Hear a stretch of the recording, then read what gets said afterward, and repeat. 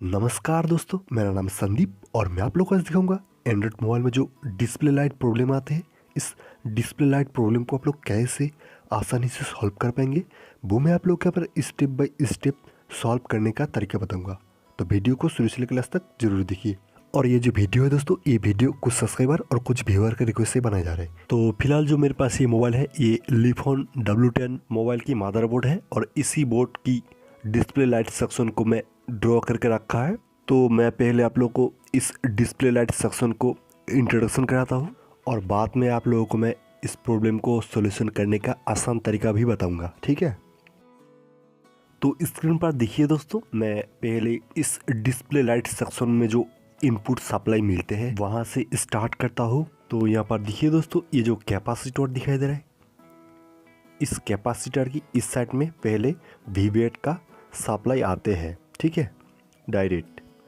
और यहाँ से फिल्टर होके ये बूस्ट कोयल की एक साइड में आते हैं और ये जो लाइट आईसी की 6 नंबर पिन दिखाई दे रहा है इसमें आते हैं, ठीक है।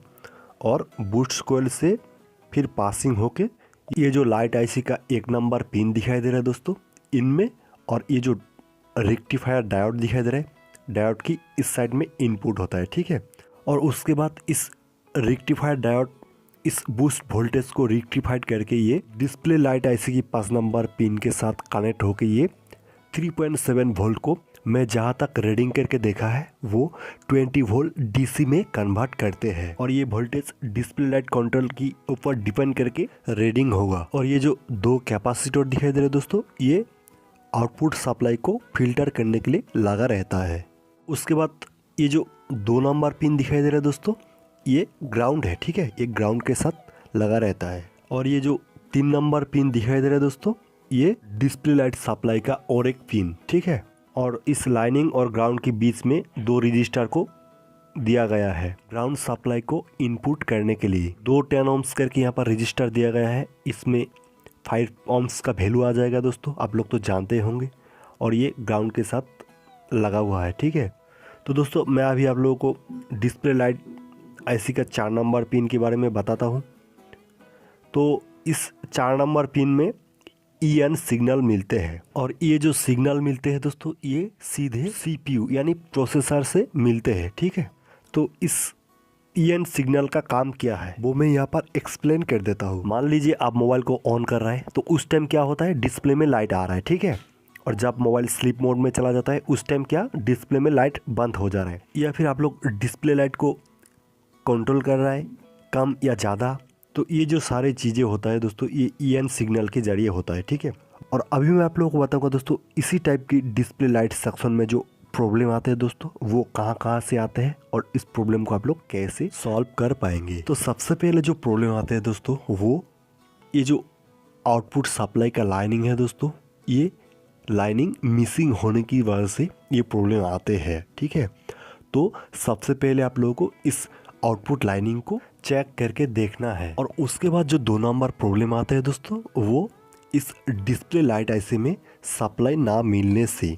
तो पहले आप लोगों को डिस्प्ले लाइट आईसी की वीवेट प्लस सप्लाई को रीडिंग करके देखना है। उसके बाद आप लोगों को इस बूस्ट कोयल और डायोड को रीडिंग करना है, ठीक है। तो बूस्ट कोयल तो कम ही खराब होता है, ये जो डायोड है दोस्तों, ये कभी कभी शॉर्ट हो जाते हैं। तो इसलिए पहले आप लोग इस डायोड को भी रीडिंग करके देखिए, अगर ये शॉर्ट है तो इसको रिप्लेस कीजिए, ठीक है। और उसके बाद ये जो 2 कैपेसिटर दिखाई दे रहे हैं दोस्तों, ये जो डिस्प्ले लाइट आउटपुट सप्लाई है दोस्तों, उसको फिल्टर करने के लिए लगा रहता है। और क्या होता है दोस्तों, ये कभी कभी शॉर्ट हो जाते हैं। तो पहले आप लोग को इस कैपेसिटर को भी रीडिंग करके देखना है। अगर ये दोनों कैपेसिटर में से किसी एक कैपेसिटर शॉर्ट हो गया है तो जो आउटपुट सप्लाई होगा दोस्तों, वो पूरा डेटा हो जाएगा, इसलिए डिस्प्ले में कोई सप्लाई नहीं इनपुट होगा। इसलिए पहले आप लोग इस दोनों कैपेसिटर को भी रीडिंग करके देखिए, अगर ये शॉर्ट है तो इसको रिप्लेस कीजिए, ठीक है। और उसके बाद ये जो 2 रजिस्टर दिखाई दे रहे हैं दोस्तों, ये दोनों रजिस्टर को भी आप लोगों को चेक करना है। और उसके बाद आप लोगों को ये जो 4 नंबर में जो ईएन सिग्नल का लाइनिंग है दोस्तों, इस लाइनिंग को भी चेक करना है। अगर ये लाइनिंग कहीं पर मिसिंग हो गया तो वही प्रॉब्लम दिखाई देगा। और दोस्तों ये सब चेक करने के बाद भी कहीं पर कुछ भी प्रॉब्लम नहीं दिखाई दे रहा तो लास्ट में आप लोग डिस्प्ले लाइट आईसी को रिप्लेस कीजिए, ठीक है। तो इसी तरह आप लोग स्टेप बाय स्टेप देख के एंड्रॉयड मोबाइल की डिस्प्ले लाइट प्रॉब्लम को सॉल्व कर पाएंगे। तो दोस्तों मेरे ही वीडियो को लोग पसंद आएगा तो ज़रूर लाइक कीजिए, और आपने हमारे इस चैनल की वीडियो पहली बार देख रहे हैं तो चैनल को सब्सक्राइब कीजिए, और साथ में इसी तरह वीडियो के नोटिफिकेशन पाने के लिए बेल आइकन को भी प्रेस कीजिए। थैंक यू फॉर वॉचिंग दोस्तों, थैंक यू।